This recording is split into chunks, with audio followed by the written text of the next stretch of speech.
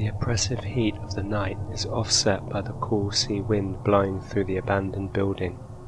A dirty white curtain hangs in the window, softly billowing. In the dark you hear the sound of something rustling and floorboards creaking.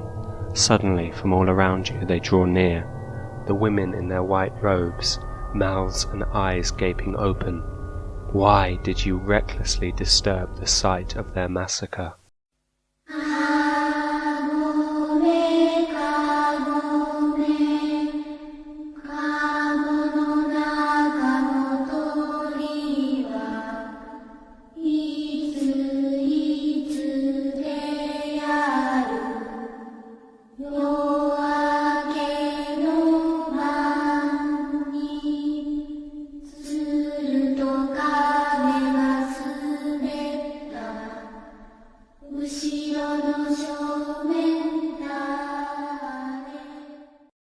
Nagasaki Prefecture, Nagasaki City, Miyazaki Machi.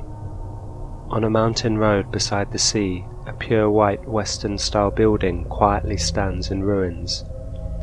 Even if it excites your interest, you absolutely must not enter. It is said that this was once the dormitory of some Christian nuns.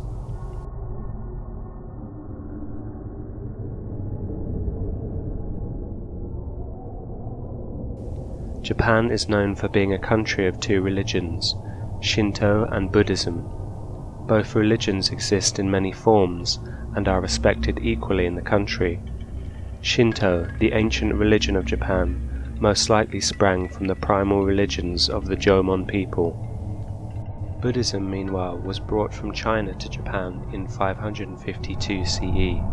The two religions struggled for dominance, but eventually they began to peacefully coexist. Christianity, on the other hand, was brought to Japan in 1543 by Spanish missionary Francis Xavier. Other priests arrived in southern Japan in places like Nagasaki and Osaka. Due to the language barrier, it was difficult for priests to build up congregations, but slowly, as their Japanese improved, more people began to worship Christ. The then ruler of Osaka Castle, Toyotomi Hideyoshi, began the persecution of Christians on the basis that a united nation under one religion was easier to control. Hideyoshi also suspected that the foreign priests were actually spies sent to upset the social order in Japan. Thus, 26 Franciscans were crucified in Nagasaki in 1597, and between 1589 and 1632, another 205 Christians were executed. With the practice of Christianity becoming dangerous and illegal, those who would not give up their faith were forced into hiding. If one was suspected of being Christian, they were made to trample upon an image of Christ or the Virgin Mary. Those who refused were taken and tortured until they renounced Christ, or they were killed if they did not. Some Christians were supposedly boiled alive in the volcanic hot springs at Mount Unzen. Many fled to the mountains and away from the cities. They secretly transformed images of Buddhist saints into Christian ones, and inserted Latin prayers into Buddhist chants. Those who survived passed on the religion to their children, and therefore strongholds of Christianity can still be found outside of Nagasaki City to this day. The Meiji Restoration in the 19th century encouraged a respect towards Western ideas and religions.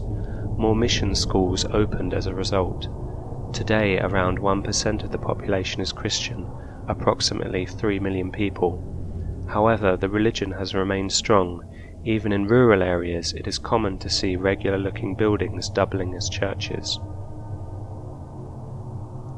The legend states that the white building was once the dormitory for some Catholic nuns. One night the sisters heard a man trying to break into the dormitory.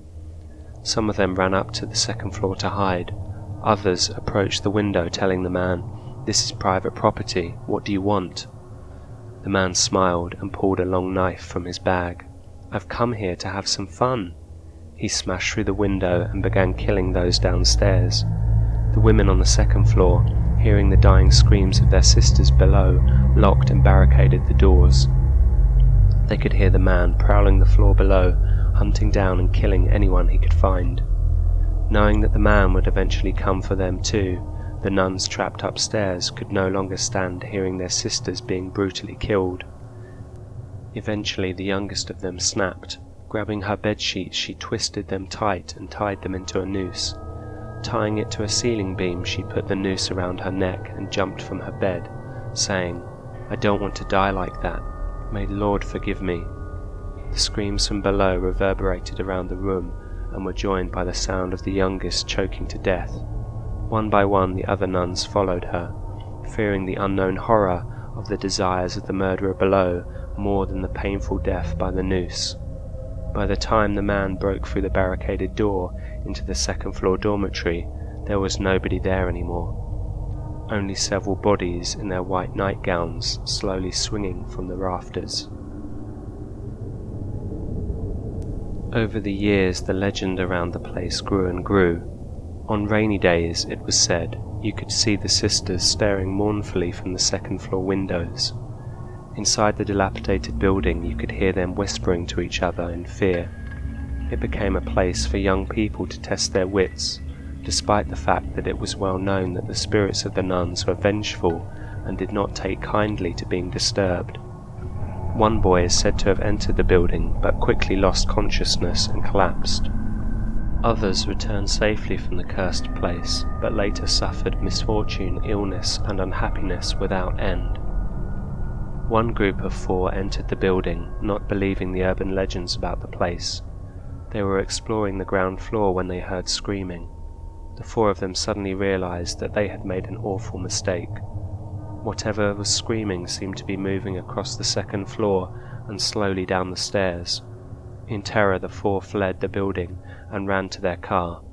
As they looked back, they could see nothing, but the sounds of screaming only grew louder, following them through the undergrowth.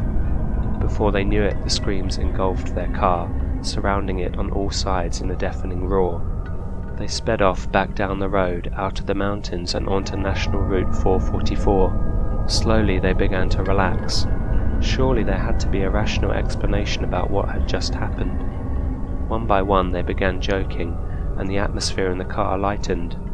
The driver put on the radio to listen to some music, but instantly regretted his decision. Through the static, all of them could hear those same screams echoing again and again, reverberating around their small car. That's when the driver looked in the rear-view mirror and finally noticed that there were in fact 5 of them in the car now. As spine-chilling as these stories are, it seems that like many urban legends, they have little basis in fact. One local resident on a bulletin board commented, "I still live near the building called the Sisters' Dormitory in Nagasaki, but it has already been demolished and become the sports ground of Kaisei Private High School. The sisters never committed suicide in a group because the sisters never lived there. It's all a lie.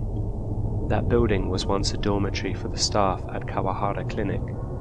With the closure of the clinic, the ruined medical facilities became suitable for mysterious stories, and the fact that there was a church nearby helped create the story about the sisters' dormitory. By the way, drug trafficking frequently occurred at the building, and the local people would avoid that area for that reason." If this commenter is to be believed, there is no truth to the legend at all. In fact, it is very hard to find any information or even pictures of the building on the Japanese internet now. By all reports, the building has now been demolished. The truth will remain unknown for now.